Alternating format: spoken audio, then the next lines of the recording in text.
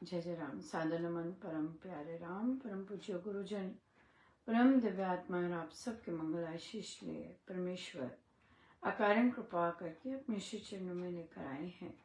उनका बारंबार धन्यवाद, अनंत बार धन्यवाद, अनंत बार धन्यवाद।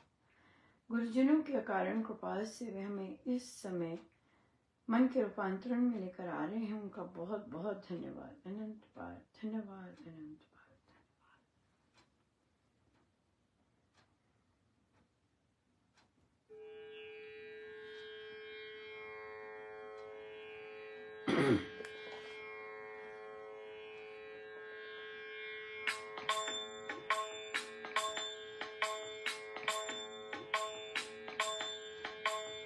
मंगल मंदिर खोलो दयामय, मंगल मंदिर खोलो दयामय, मंगल मंदिर खोलो, मंगल मंदिर खोलो दयामय, मंगल मंदिर खोलो दयामय, मंगल मंदिर खोलो, मंगल मंदिर खोलो दयामय, मंगल मंदिर खोलो।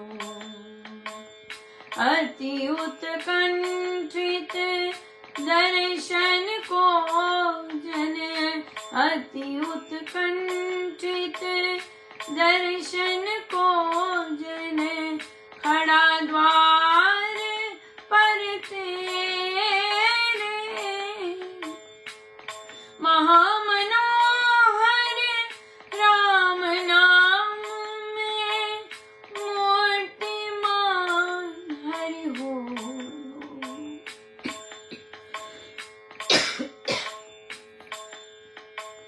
मंगल मंदिर खोलो दयामय, मंगल मंदिर खोलो दयामय, मंगल मंदिर खोलो दयामय, मंगल मंदिर खोलो, मंगल मंदिर खोलो दयामय, मंगल मंदिर खोलो। दो दिव्य दर्शन देव जी, दया दृष्टि से देखो, उरे लगाउत संग में लेकर प्रेम सुरों से बोलो, मंगल मंदिर खोलो दयामय, मंगल मंदिर खोलो दयामय, मंगल मंदिर खोलो दयामय, मंगल मंदिर खोलो, मंगल मंदिर खोलो दयामय, मंगल मंदिर खोलो।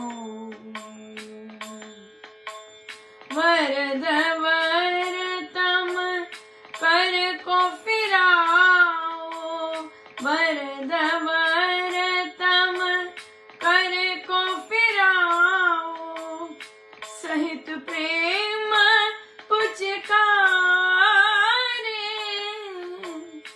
निज बालक में वत्सलता से स्नेह सुधा बोलो, मंगल मंदिर खोलो दयामय, मंगल मंदिर खोलो दयामय, मंगल मंदिर खोलो दयामय, मंगल मंदिर खोलो दयामय, मंगल मंदिर खोलो दयामय, मंगल मंदिर खोलो, मंगल मंदिर खोलो दयामय, मंगल मंदिर खोलो, मंगल मंदिर खोलो दयामय, मंगल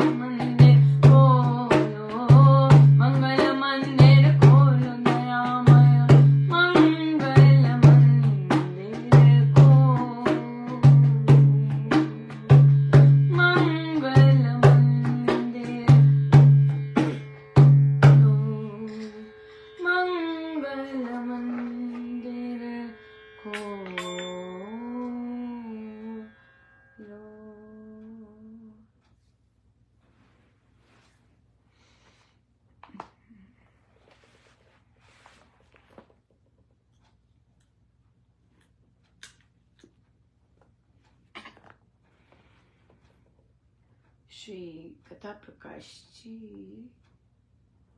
और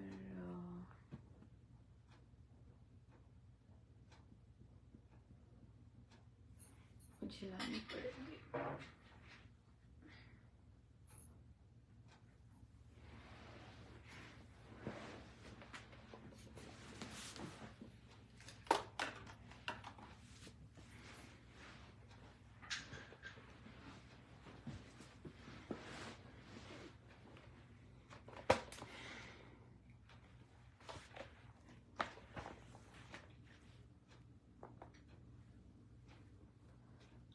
आलोचना चल रही है और पृष्ठ है 512। तीसरा प्रसंग। गुर्जर देश में सुधपुर पाटन एक प्रसिद्ध नगर है। वहां एक उदिच्य ब्राह्मण रहता था।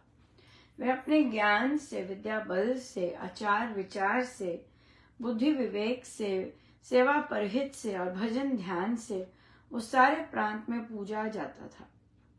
एक दिन लोग उसके पास एक स्त्री लेकर आए और उसको कहने लगे, पंडित जी, ये स्त्री बड़ी पाप कर्मिणी है और पतिता है। इसने अपने सती धर्म को नष्ट कर दिया है।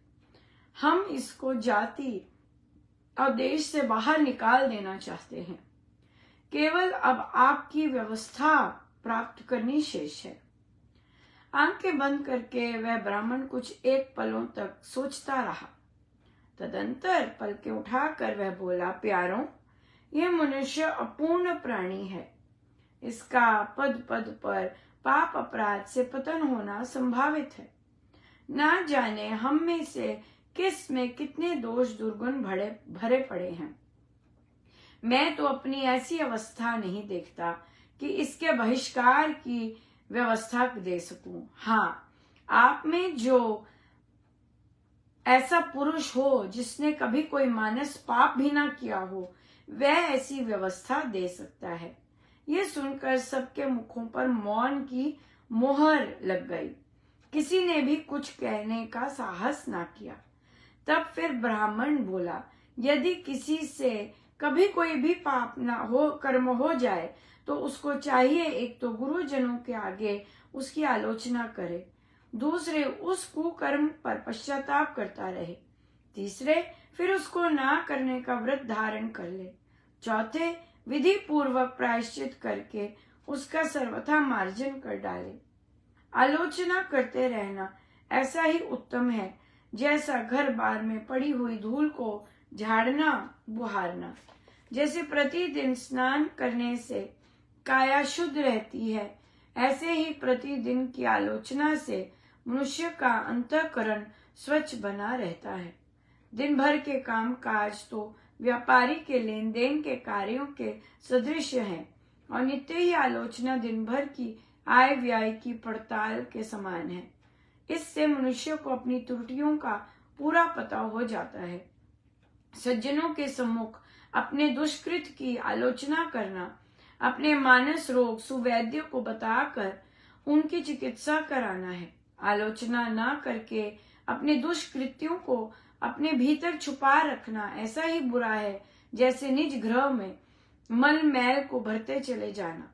रोगी का इसमें हित सर्वथा नहीं है कि वह अपने रोग को छुपाए बैठा है, अपने फोड़े फिंसियों किसी को भी नहीं दिखाता और अपने प्रकुपित वात विपित्त कफ का वर्णन किसी भी वैद्य के सामने नहीं करता।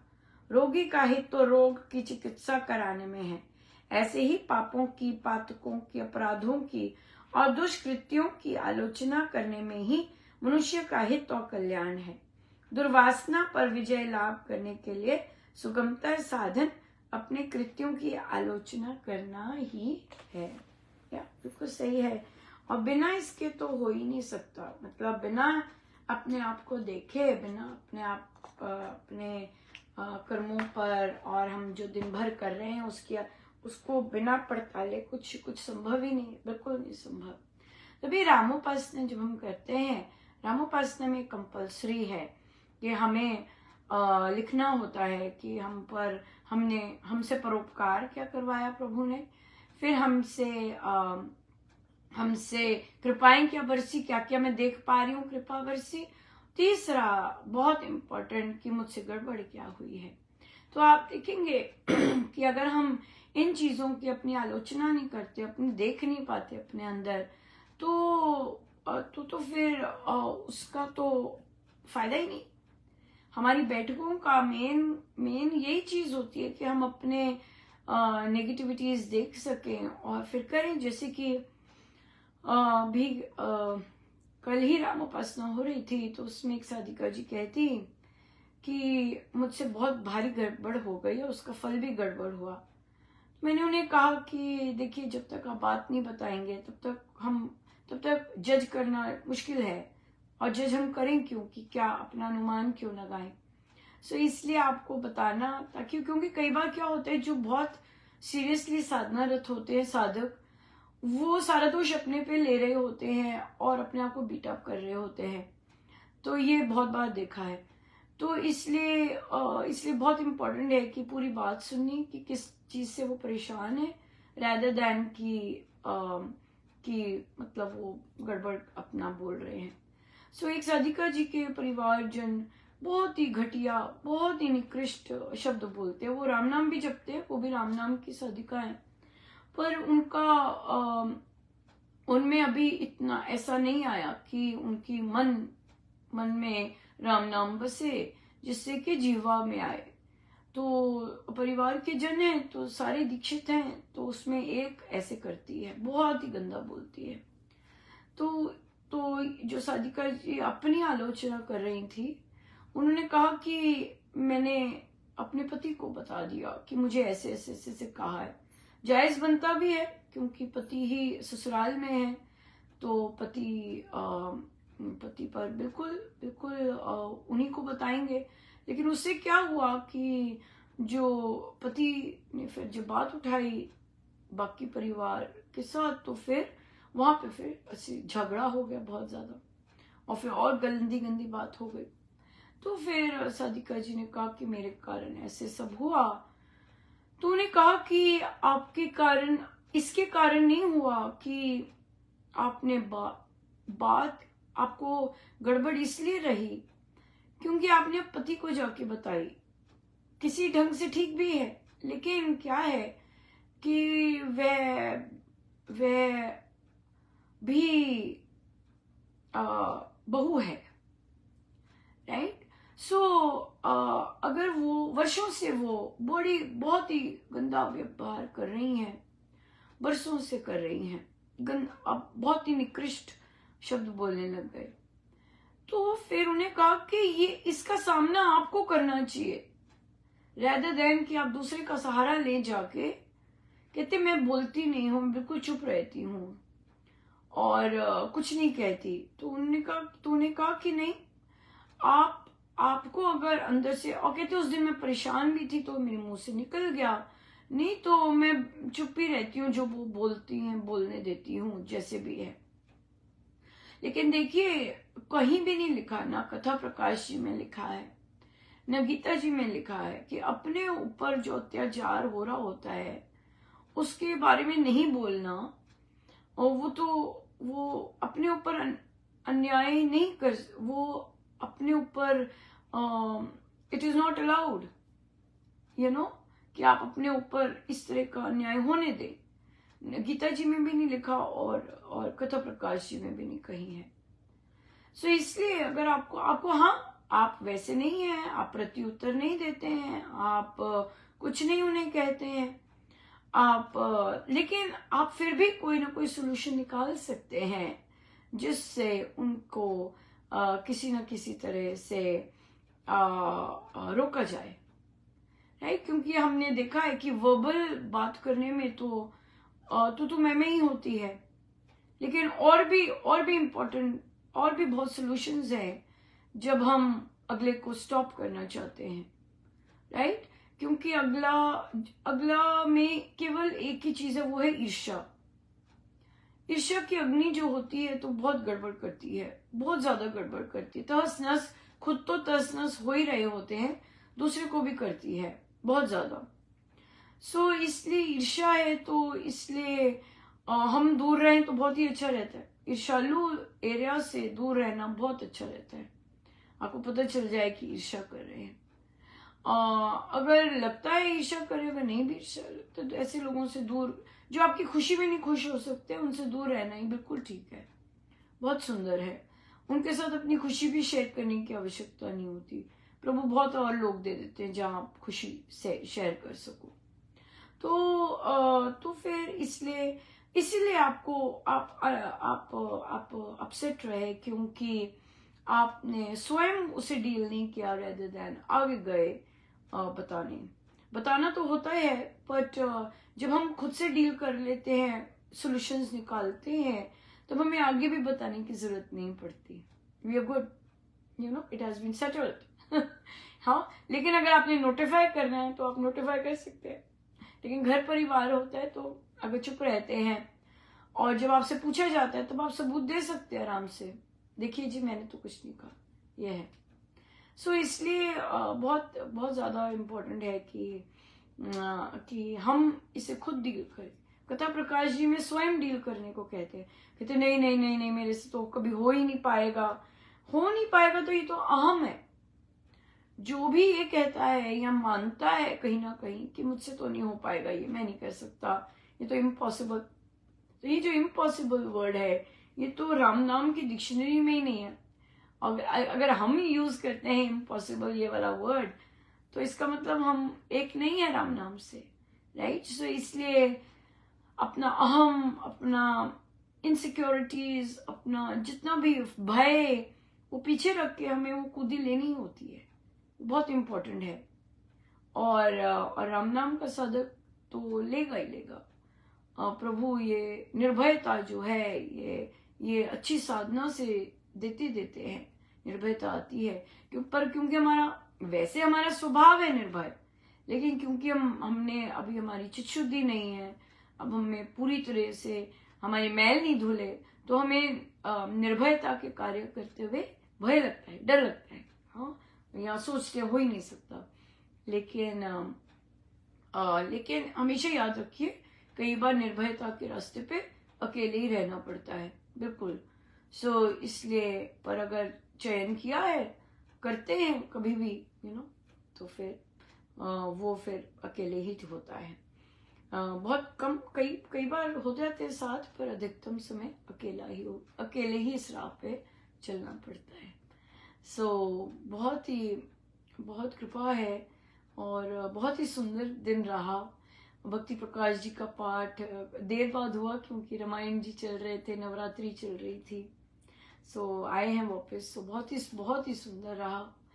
और इसमें विशेष बात सदा ही ये रहती कि जैसी भी परिस्थिति चल रही होती है, महाराज घुसेड़ के सारे के सारे तैयार कर देते हैं। बस उनकी पंक्तियों पढ़ने की देर होती है, बस उनकी कृपा तब उसी स्वरूप बरस जाती है और वे अपना इतना ज्यादा स्पर्श देते हैं कि देखो मैं हूं और जैसे लिखा है बिल्कुल वैसे ही करो। और फिर हम वैसे ही करते हैं जैसे लिखा होता है। सो इसलिए बहुत बड़ी जादुई हैं हमारे हमारे गुरुजन, बहुत जादुई हैं। बड़ी कृपा है उनकी, बहुत ज्यादा। आइए हम सीधे होके बैठे।